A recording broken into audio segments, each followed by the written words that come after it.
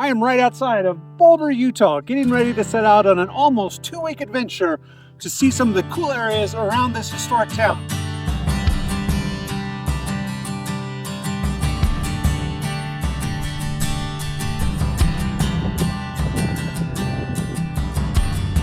Day 3.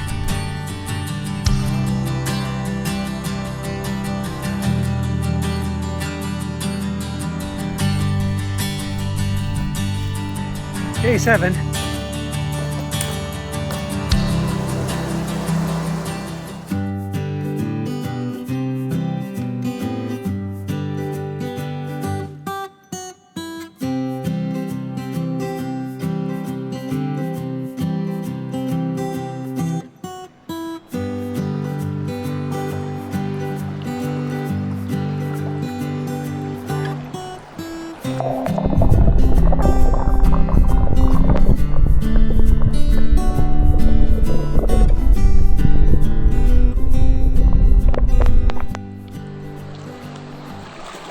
Day 8, still making my way down Boulder Creek.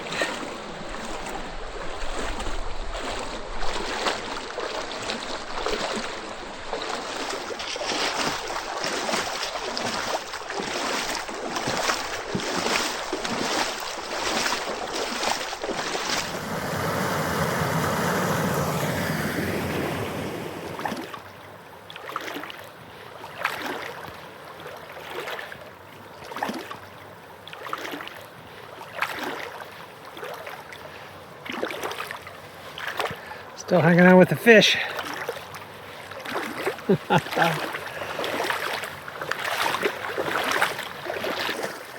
was nice listening to Boulder Creek from the tent last night.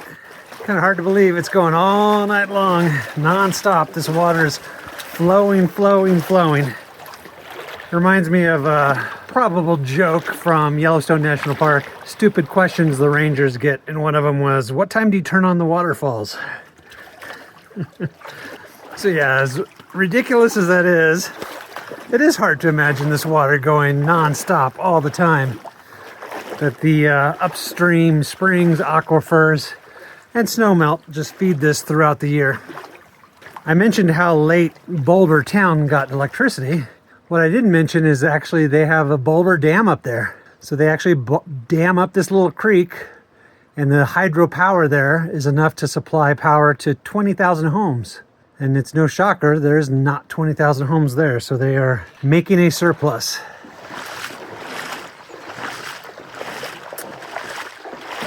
Just have another mile or two to get to the Escalante River. Like a little tree tunnel here.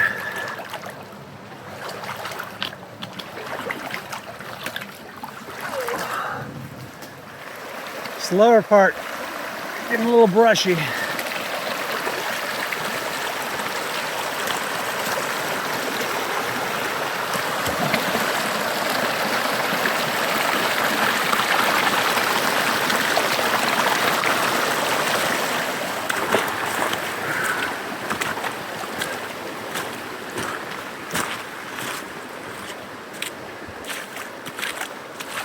Oh, that was no fun getting by that guy. It's a Russian olive, an invasive species with big thorns. There's a volunteer group that actually eradicated them from the Escalante corridor, but I guess they haven't made it up to some of the tributaries. It's the third one I've seen today.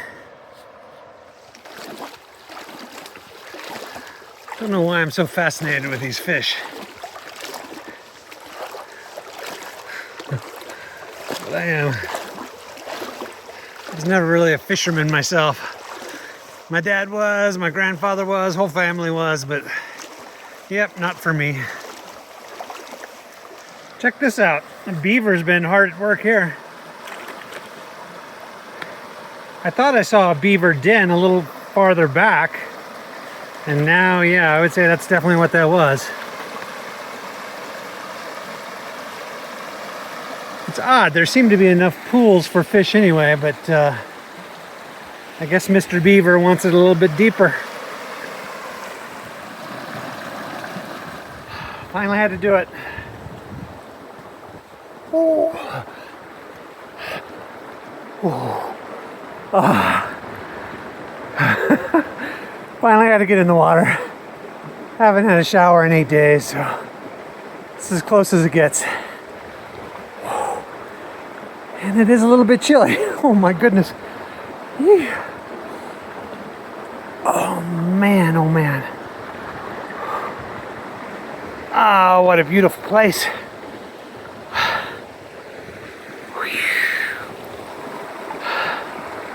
Ah, so great.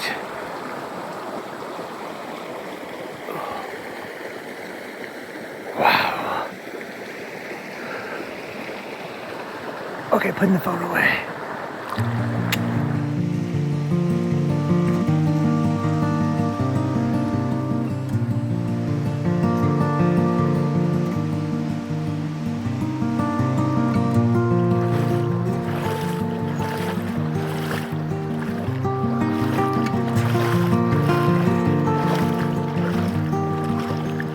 We're getting close to the bottom now.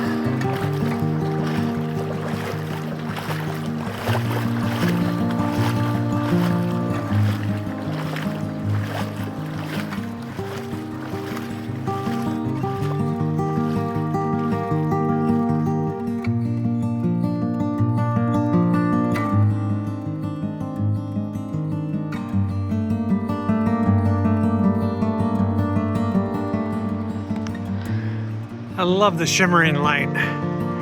You can actually see the waves as I walk, reflected up there.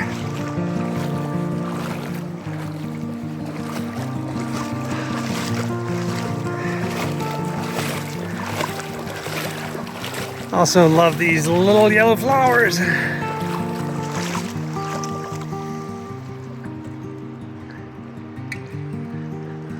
lot to love here.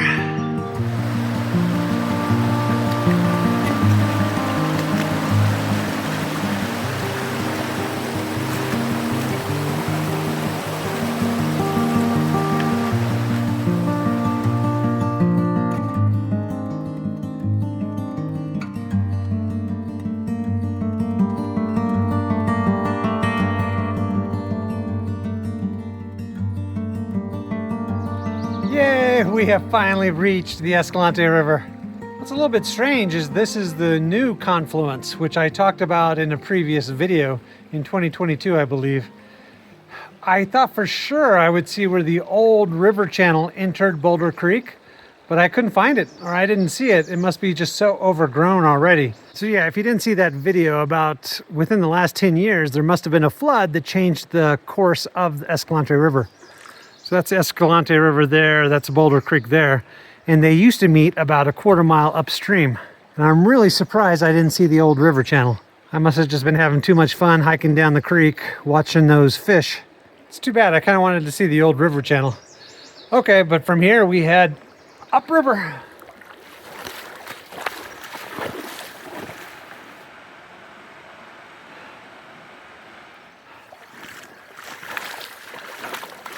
Walking up the river.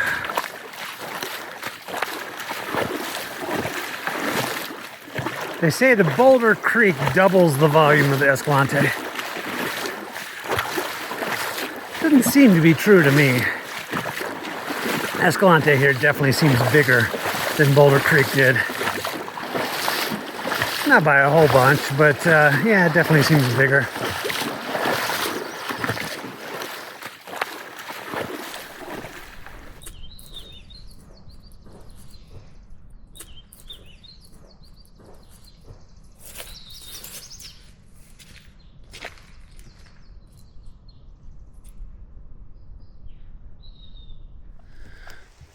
Oh, got a turkey with a bunch of babies.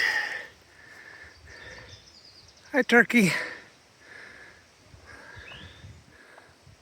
All the babies took off and hid.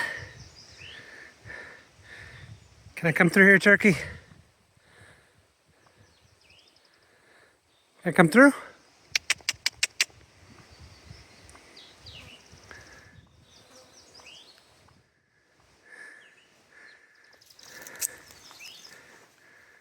I mean no harm. Look at the little babies. Look at the little babies.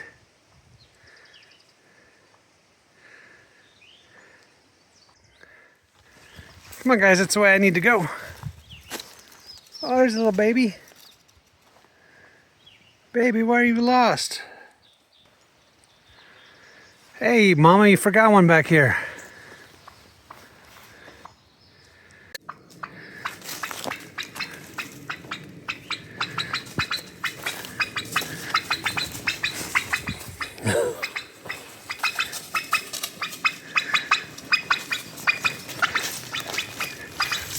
She is not happy.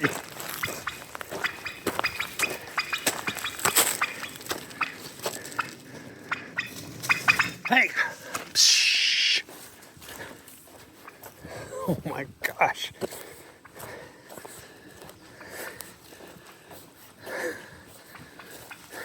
Still going. Can I just get around you, turkey? Come on. Go back and get those babies. I know I'm past those babies now. Oh my God.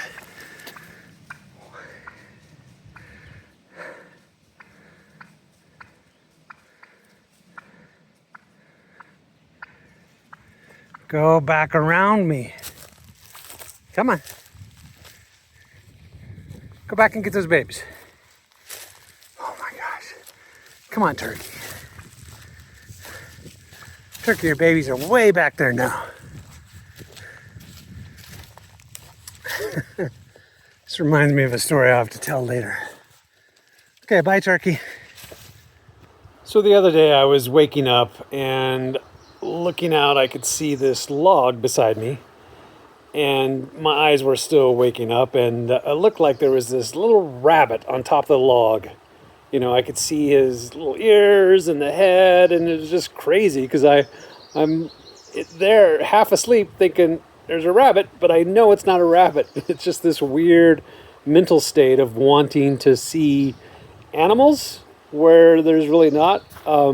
There's a condition where the people see faces in different objects like rocks or toast or whatever. There's a name for that. I forget what it is. But anyway, I was just amazed because I'd stare at this thing and it's like, okay, I know that's just the part of the log. It's like a knotted juniper log. But it's just so crazy because I kept seeing that little rabbit. So anyway, I finally get up and get out of my tent and a little pika runs away from the log. So it was an animal on that log. It was crazy. It wasn't a rabbit. But yeah, I just couldn't believe it. So moral of the story, I guess, is sometimes things really are what they seem to be.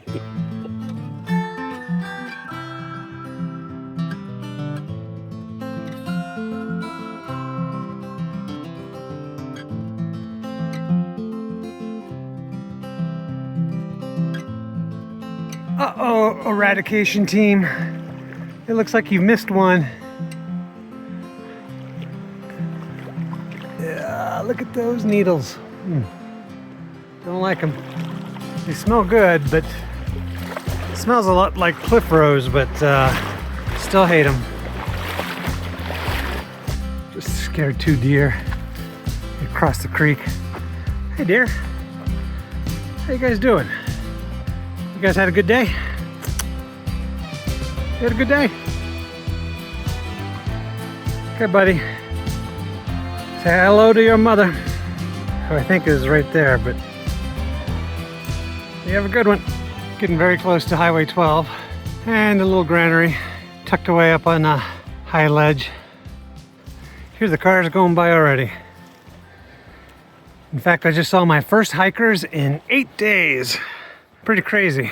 Only other people I'd seen before now were 2 people in a Jeep and 4 people camping right by the road. Saw 2 actual hikers. There's the cars go by. Okay, here we go. There's the other granary on the other side of the road. All kinds of people drive right by that one. Lots of people driving by right now because it's into Memorial Day weekend. And we go under the bridge. Highway 12. Lots of mud graffiti.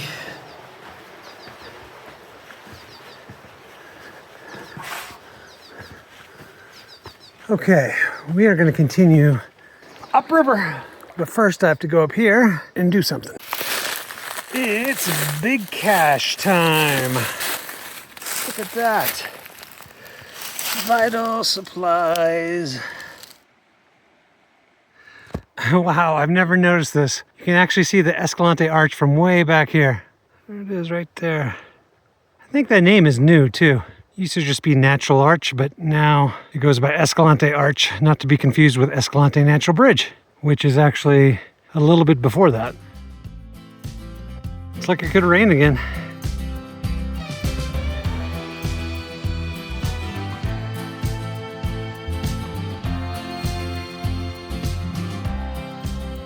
Ah, we've made it to Escalante Natural Bridge. Tell you what, CSI enhance.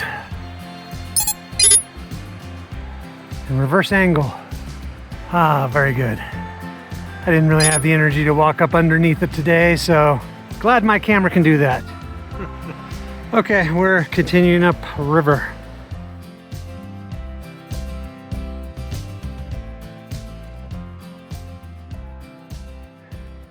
Always good to see this little ruin as I hike by this stretch.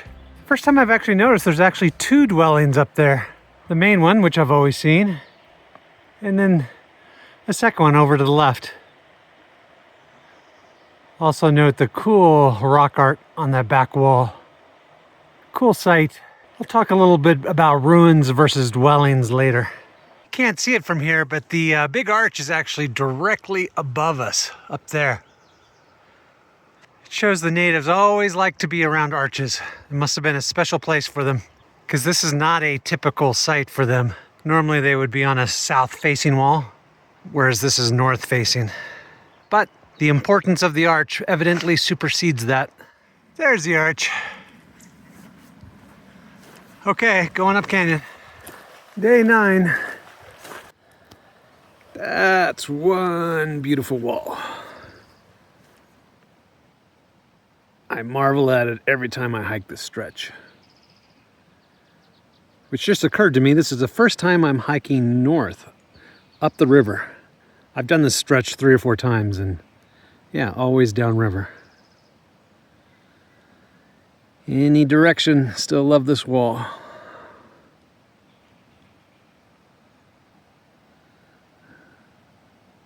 So yeah, dwelling versus ruin.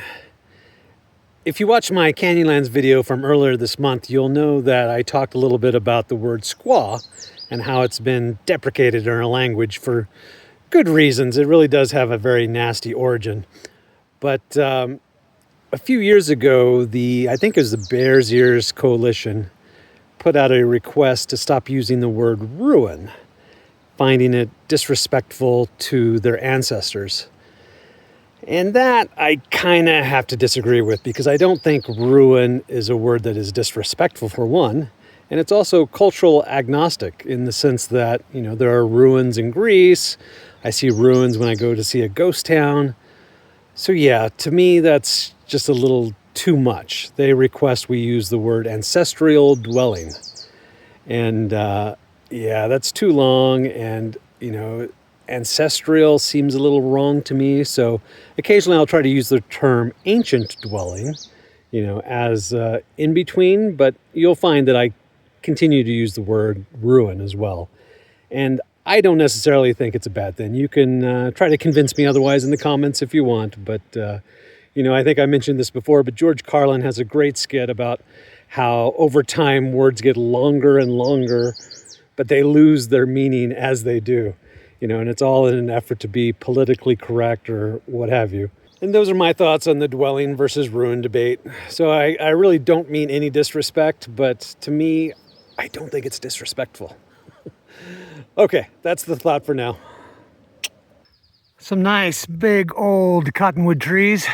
Could make for a good place to camp. Even maybe for up to 3 people, if you don't mind listening to one another snore.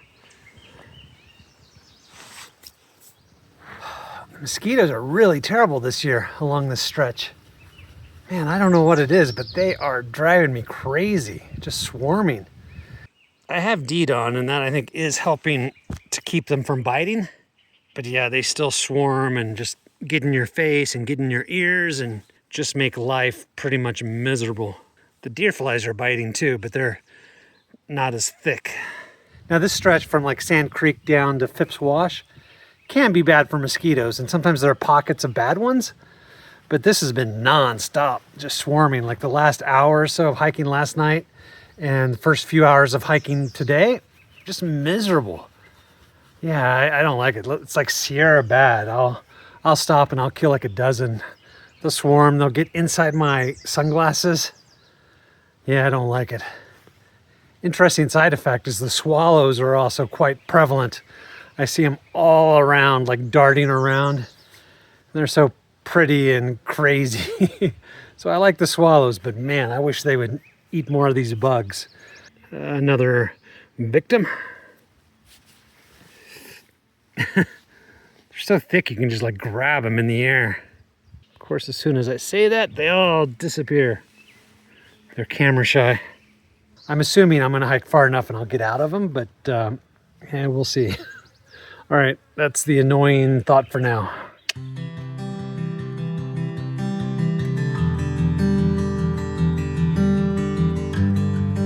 It's a cool spot. I've never stopped back in. It's kind of tucked away. Could make for a cool future camp one day. It's a good place to call it a night.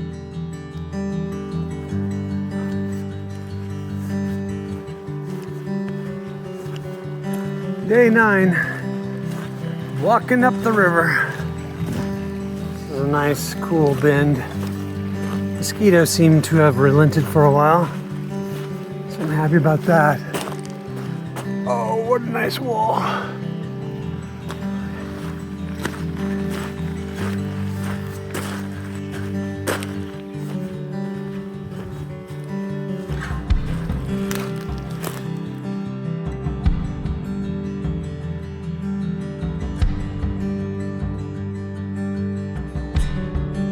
Yep, can't carry that out with me. A little too big. Okay, still making our way up the canyon.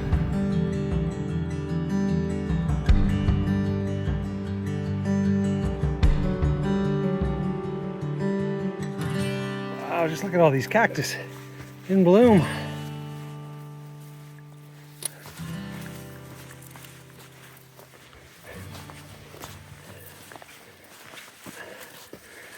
Everywhere. Look at that.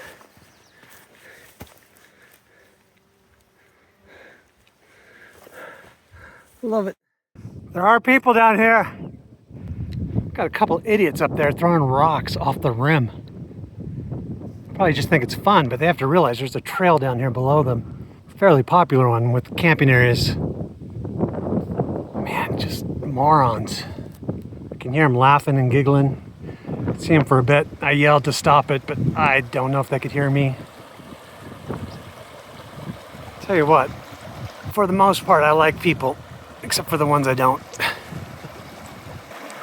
Now, granted, the chances of them actually making a boulder or a rock all the way to the river are slim to none. And then hitting someone is extremely small, but still, just don't do that. They were launching some huge boulders, like pushing huge boulders off that cliff. Just why? Why, people? Oh, too slow with the camera, but I just saw a bobcat. A good look at a bobcat. Man, it was down here by the creek. And I came up off this crest and it ran right along that trail and just took off. That was amazing. Okay, folks, we are at the bottom of Death Hollow, so we're going to leave the Escalante behind and go up one of my favorite canyons in Utah, Death Hollow. And now it's even better because I just saw a bobcat. As you can see, most of the water in the Escalante River comes from Death Hollow. That is the Escalante River there, and that is Death Hollow. Now, a lot of water gets taken out upstream for irrigation, which is one reason that the Escalante is as little as it is.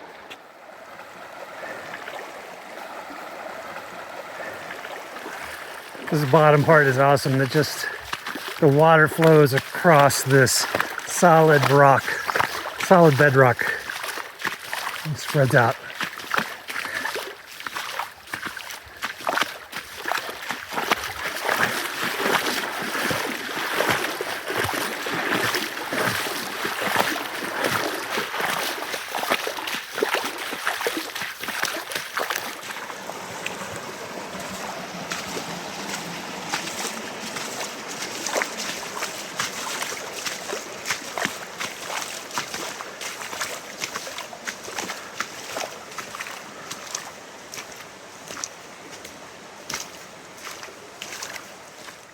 Poison ivy's out in full force. I'm hoping that I still don't have a reaction to it because I don't want to put on pants. I'm trying to avoid it as much as I can, but it's inevitable up here that you're going to brush up against some of it.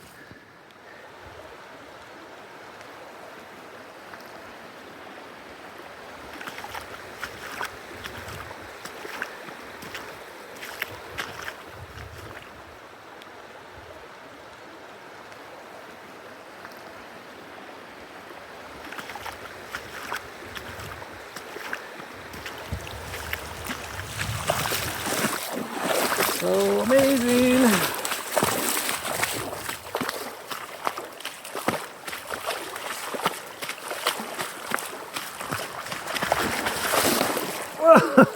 Whoa. Yeah, I almost fell. Oh my goodness. Whew. The perils of trying to film and walk. And chew gum. Trying to do all three could be a mistake.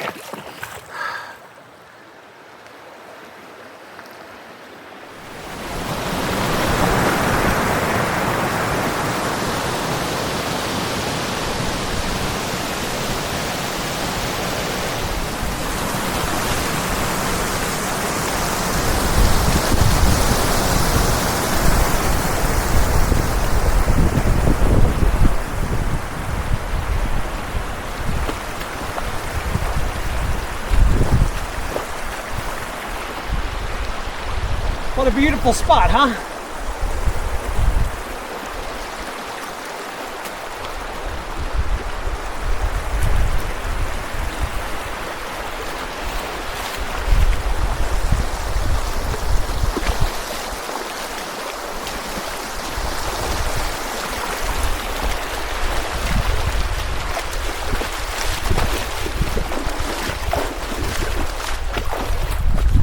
See all the fish in the water?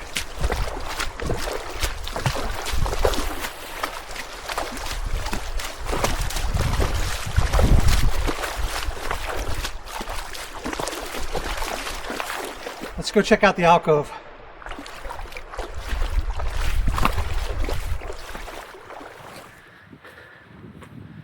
Up in the alcove in Death Hollow. Gotta be one of the best sights around.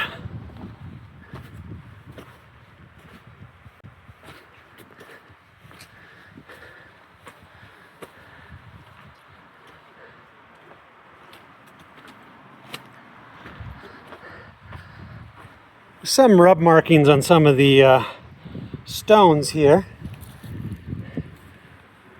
but I'm not sure that they're old. Oh, again, I hate people. Why would you be doing this crap?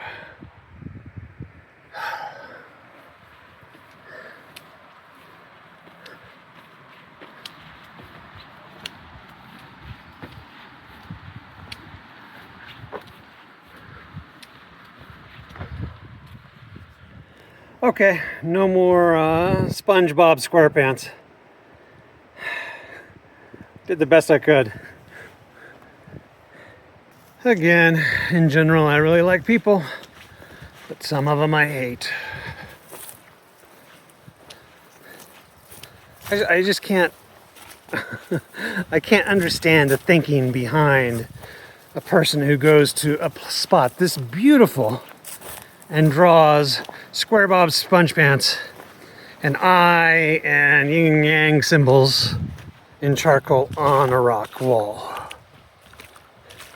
Or the people that have to scratch their name into rock walls. Like, why? Why, people? Okay.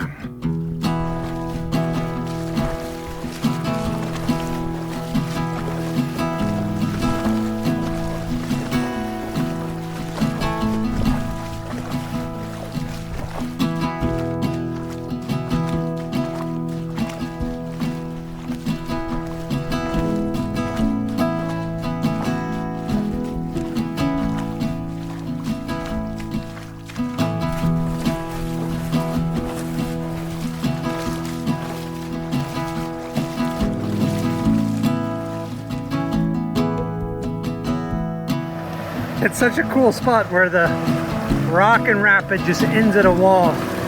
Pretty deep pool right there too. I think it's cool. Here we go. Coming to one of my favorite bends in the canyon.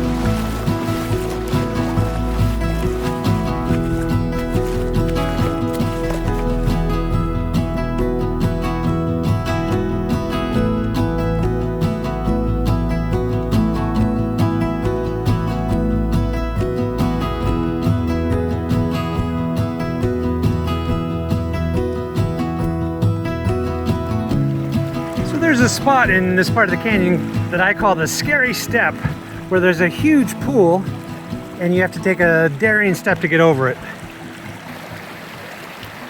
And I think that spot is right here, and I think it's filled in, because I think it's either that or it's this right here.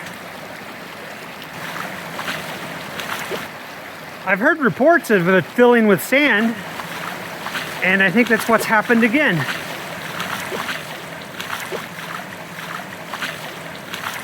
I kind of think this is the scary step right here. Look at this. Oh no, I'm doing the scary step. Oh no, I fall in to my ankles. That is so crazy. I just can't imagine that that can be like an 8-foot deep hole, but just shows how canyons change.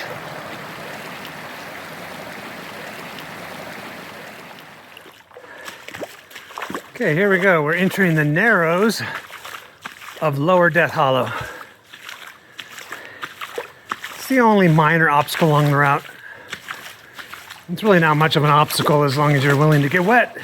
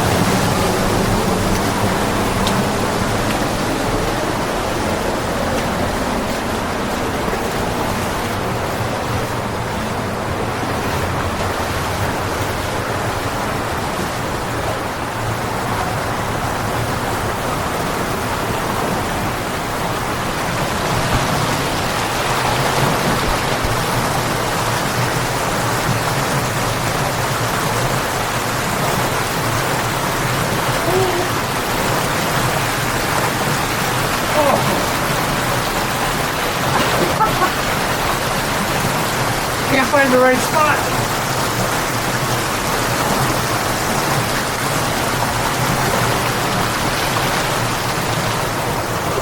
Retreat, retreat.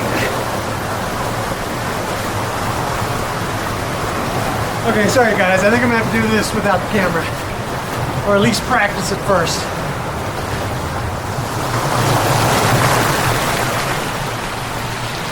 Yay, I'm through. Oh, that was crazy. Okay, should not have been that hard. Much easier if you have a buddy to hand your pack to, but it was too deep there. I couldn't do the step up, and water kept splashing on me, so I had to do the crawl over here, okay? Not too bad, hand and knees crawl, but my backpack kept hitting the top here. That was fun. All right, let's keep going up this canyon.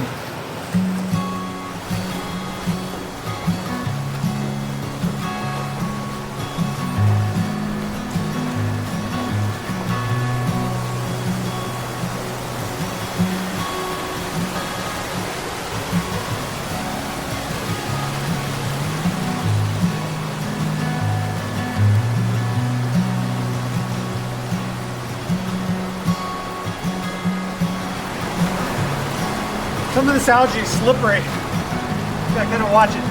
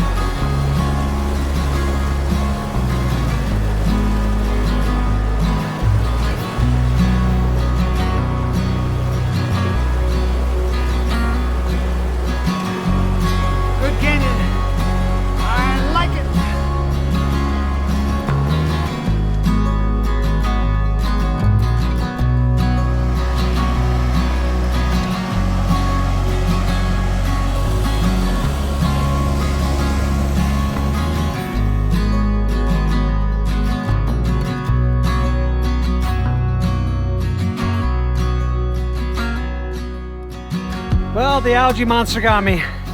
I fell. Oh man, we'll see how good the little plastic wrap in my bag is, because the bottom of my bag definitely got wet. Dunked my whole lower body and my side that I fell on. So we'll see. Could have a wet sleeping bag tonight. Hopefully not if the bag liner works, so we'll see in a bit. Sit down for a break and it starts to rain. It's raining on me in Death Hollow. That's crazy. I'm glad I'm through the Narrows. That would be a little unnerving otherwise. I've been keeping an eye on these clouds, and they haven't looked too menacing, but you know, they're enough to take note of whenever you're going through a narrow canyon. But yeah, I didn't expect rain, but here we go.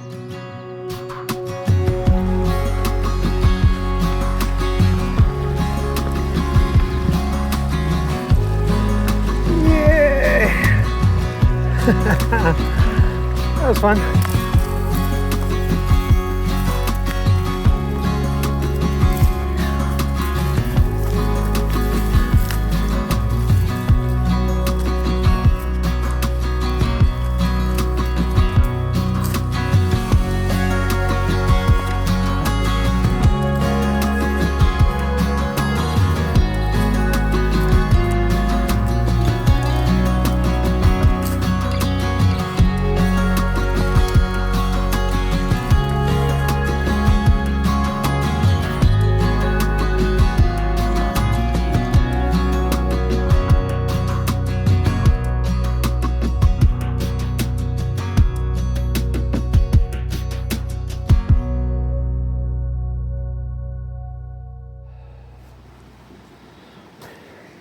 Still headed up Death Hollow this morning.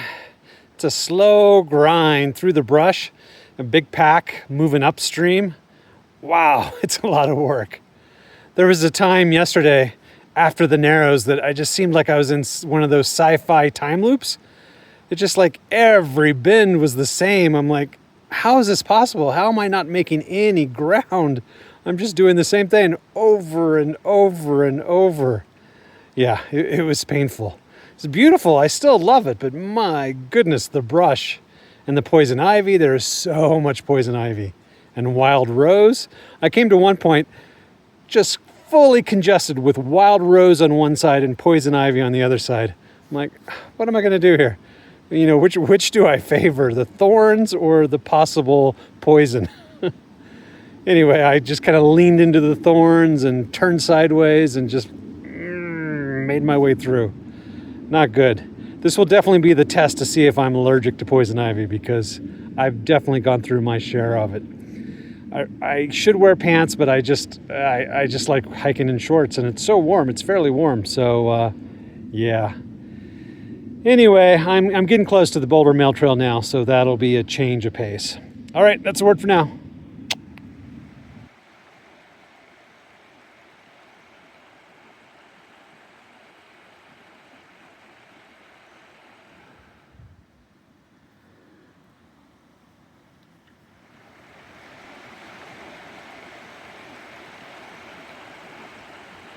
People ask me why Southern Utah again and again every year.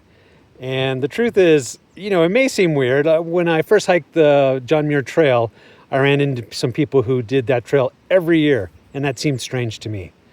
But I've since learned that Southern Utah is my happy place, and, you know, it brings me joy. Like, there's no place I'd rather be than in these red rock canyons with a nice stream and the green leaves of spring, the crazy geology everywhere, the archaeology. You know, it just really brings me joy to be here. And I think since I've learned that, I've cultivated it. And I've started asking other people, you know, like, what is your happy place? Where is the place that you would most want to be? You know, and it's great. I get all kinds of different answers, like certain beaches in Hawaii, Sierra Lake, you know, one's own garden. And it doesn't even have to be nature. I have some people who say, like, downtown Las Vegas, that's my happy place. Or, you know, the streets in Paris. So, yeah, I just think that it's important to have a place that truly brings you joy, and then you just really want to be, and you lose track of time when you're there, and it's just like everything else just slips away. And so yeah, I think it's important to find that place, and if you're not spending enough time in that place, figure out why and make that change. And you don't have to live in that place. Like, you don't have to be there all the time. It can be something that brings you joy on occasion that you can look forward to. So anyway, that's what I try to do. And that's my thought for now.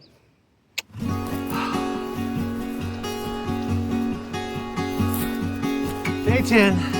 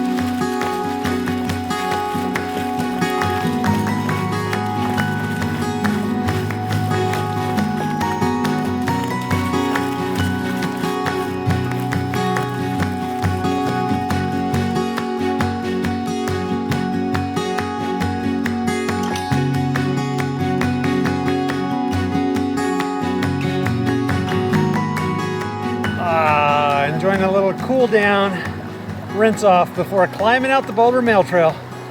Feels good. Much different hike than the 1.5 years ago in November with the guys. That year we wanted to avoid the water at all costs. Now I love it. I gotta say, Corey and Tony, those guys did pretty good for their first backpacking trip. This is not an easy one. This takes some work to get through Death Hollow. Hey, Mr. Dragonfly. What you doing there?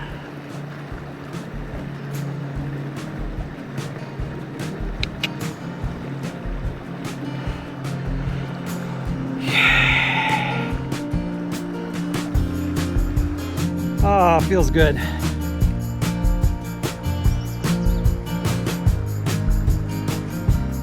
Happy place, happy place.